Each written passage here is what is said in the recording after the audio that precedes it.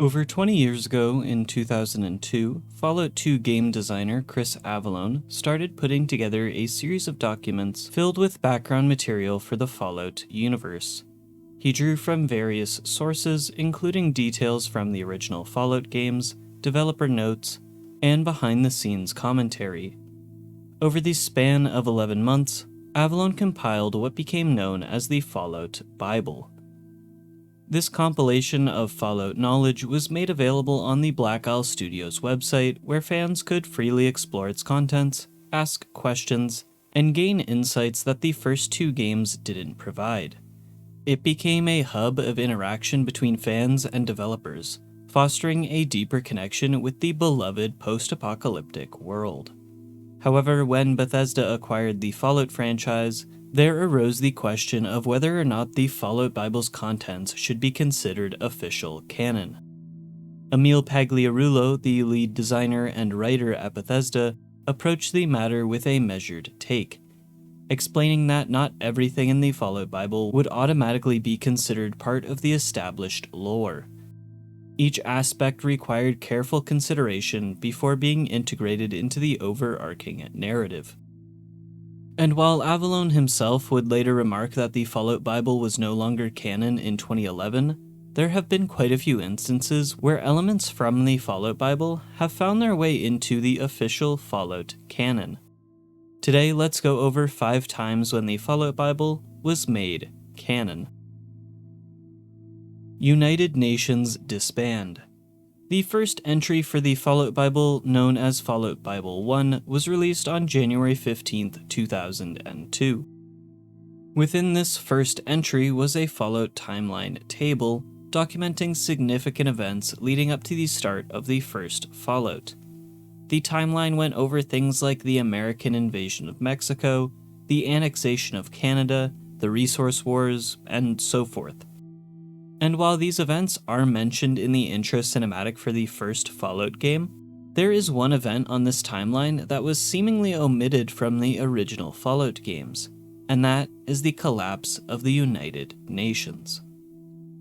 The Fallout Bible timeline reads 2052, May to July.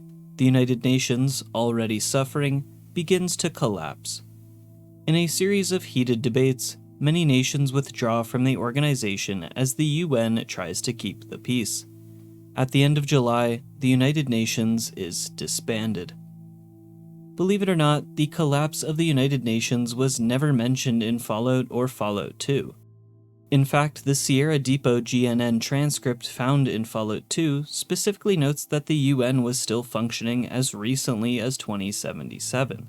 So when the Fallout Bible was released noting this information, some fans wrote to Avellone wondering if this was actually a true event. Are you sure the UN broke up?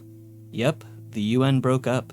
It doesn't call, it doesn't write, the relationship is over. The Fallout Bible confirmed that the collapse of the UN did happen. Within the overarching history of the Fallout universe, the collapse of the United Nations, a platform for peaceful global discussion, would serve to foreshadow the rising political tensions leading up to the Resource Wars, and ultimately, the Great War. While the Fallout 1 intro does mention the European Commonwealth, Alaskan conflict, and Canada's annexation, resulting in each of these events being, of course, canon, the collapse of the United Nations would only ever be canon through the Fallout Bible. Well, this would change with the release of Fallout 3 in 2008. For the first time in the franchise, the collapse of the United Nations would be mentioned in the games. Appearing on a loading screen for Fallout 3, and within the Capital Post building terminals, a news article titled United Nations Disbanded can be found. The article matches the Fallout Bible timeline, with it being released on July 27, 2052, the exact month and year of what Avellone wrote in his timeline. What was information initially only presented in the Fallout Bible, the disbandment of the United Nations, was taken and established as a canonical event within Bethesda's revised Fallout world. It was now confirmed that in the summer of 2052, the United Nations was no more. Power Armor Development Timeline. One of the most iconic elements of the Fallout universe is power armor, a technological marvel in both its beauty and brawn. A hulking menace that is just downright gorgeous. So it's no wonder that when Chris began compiling information for the Fallout Bible, fans wanted to learn more about the iconic armor and just how it was made. What did the in-universe development for power armor look like? Again, we go back to the Fallout Bible timeline. August 2065. Increasing need for mobility in the United States mechanized cavalry leads the military to focus the efforts on creating a man-based tank, essentially a two-legged walking armored unit. Power armor. 2065 to 2067. Power armor research grows and several prototypes are developed, many which prove to be unworkable in the field. These prototypes pave the way for future advances in military, construction, and fusion technology. Summer 2066. Adding further insult to the Chinese-American relations, the first crewed fusion cell is unveiled, one of the results of the Power Armor project. 2067. The first suit of power armor is deployed in Alaska. While lacking the full mobility of future versions, this power armor is incredibly effective against Chinese tanks and infantry. Its ability to carry heavy ordnance becomes key in various localized conflicts, and it has the power to destroy entire towns without endangering the wearer. July 2076. Power armor prototypes are completed, resulting in the power armor players find in Fallout 1. This is the pinnacle of power armor technology before the Great War. January 2077. The first domestic use of power armor within the United States for crowd and quarantine control. Units originally serving in China and the Anchorage front line find themselves fighting Americans at home. Now, that is the basic timeline of events for all things power armor development related. Again, all from the Fallout Bible.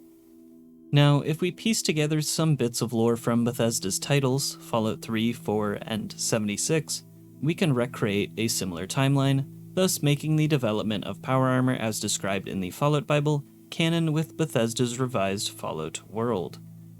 According to the Pioneer Scout exam for the Atomics fan badge, the fusion cell was developed by American scientists in 2066. It's a match. The Capital Preservation Society Museum Terminal in Rivet City notes that power armor was first deployed in Alaska in 2067. It's a match. General Brocker's Terminal in Fort Strong in the Commonwealth mentions that the first batch of T-51B suits have been sent to the front lines of China in June 2076. T-51 is the same type of power armor found in Fallout 1. It's a match. And a Fallout 4 loading screen notes that soldiers in T-60 power armor were among those trying to retain order on October 23, 2077, the day America fell to atomic war. Power armor troops being deployed in mainland America?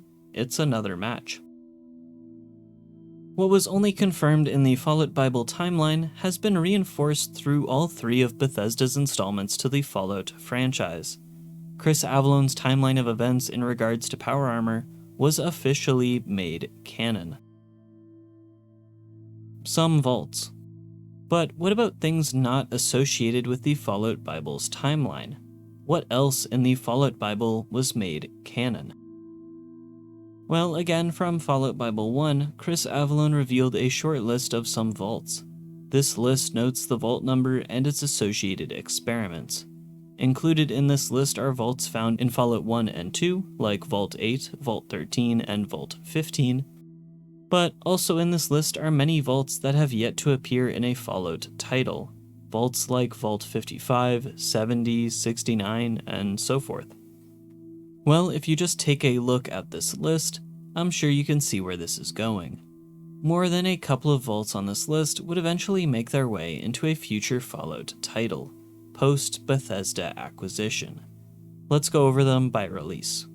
So on Avallone's list is Vault 106.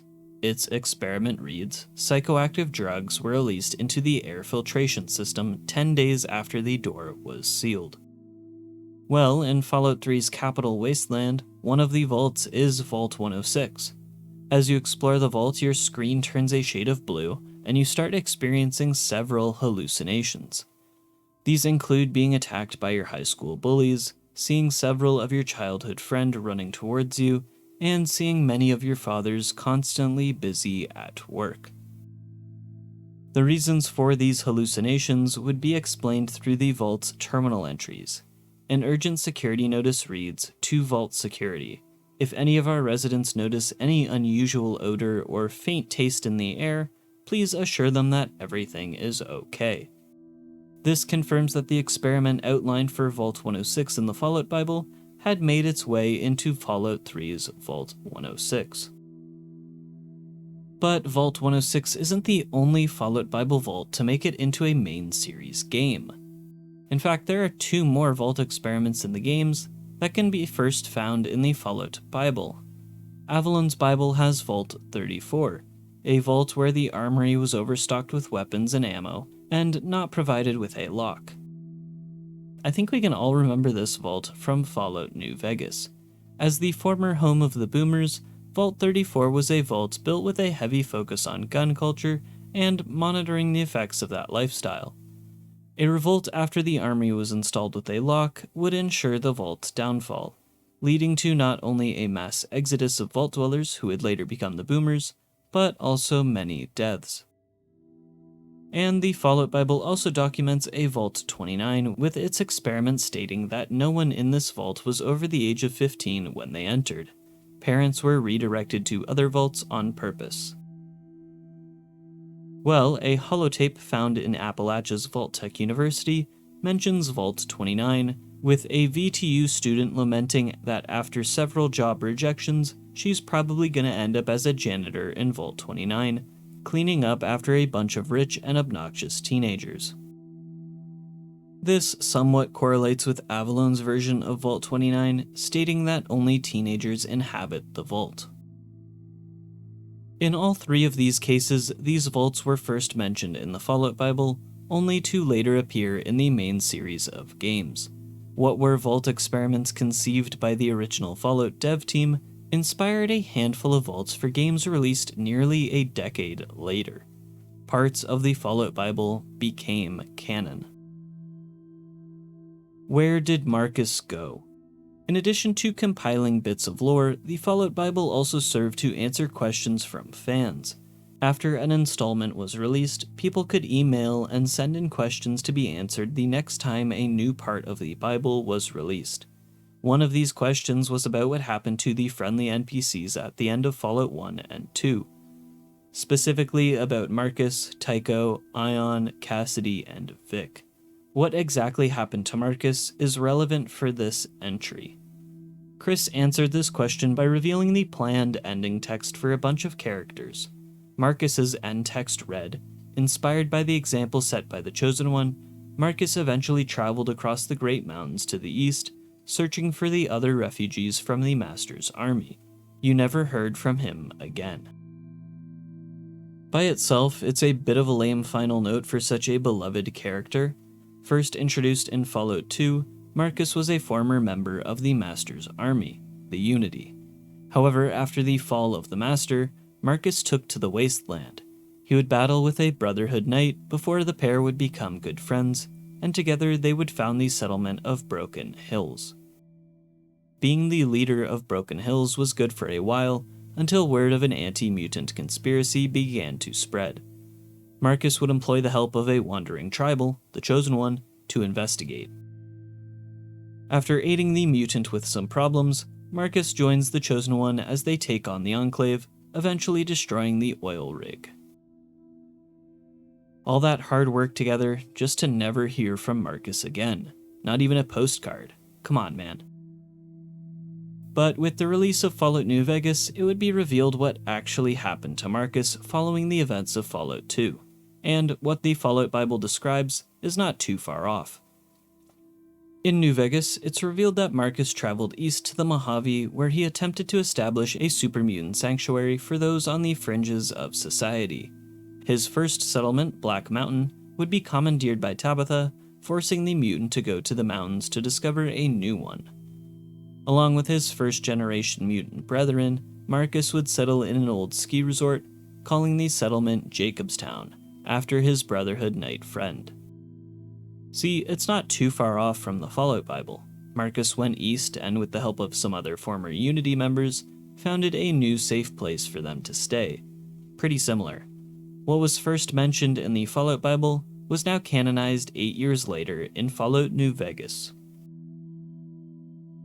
13 commonwealths. And the final example of when the Fallout Bible was made canon is in regards to the 13 commonwealths. In the Fallout universe, in addition to the 50 states that make up the United States, there also exists 13 commonwealths. Each commonwealth acts as another level of government for its collective states that are a part of it. But this idea of pre-war America being divided into 13 intermediate borders wasn't a thing until it was first mentioned in the Fallout Bible. Sure, the American flag in the first Fallout game featured the 13-star flag, but no explanation was given for it. When asked, why does the Fallout flag have 13 stars, Leonard Boyarsky said that he used the flag because it looked cool, and he didn't want to use a standard American flag with 50 stars. And that eventually he planned to make up something about 13 superstates or something, but he never did. This was the first indication that the Fallout world had 13 commonwealths. This innocuous answer about 13 superstates would first become canon in the series with the release of New Vegas.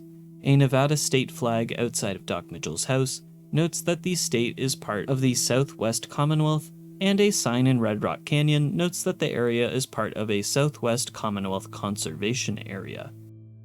The idea of these 13 commonwealths would be further supported with the release of Fallout 4 and 76. In Fallout 4, the Massachusetts State House plaque notes that the Massachusetts state government continued to use the State House until the formation of the 13 commonwealths in 1969. And in Fallout 76, many publications and notes make reference to a region known as the Appalachian Territories. While it is unknown if this itself is a commonwealth, a special election poster shows the silhouettes of 6 pre-war states, potentially indicating the Appalachian Territories encompasses these. Regardless, it is thanks to New Vegas, Fallout 4, and Fallout 76 that the 13 superstates idea mentioned by Boyarsky in the Fallout Bible has now been established in the Fallout game's canon. And that is 5 times when parts of the Fallout Bible were made canon. The dissolution of the UN, the power armor development timeline, a handful of vaults, Marcus's journey, and the mystery of the 13-star American flag.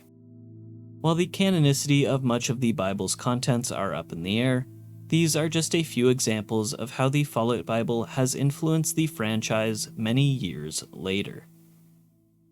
Thank you for listening. If you liked the video, be sure to share and subscribe. Have a good rest of your day. Cheers. Me?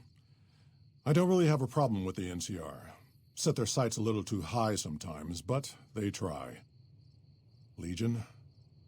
That's another story.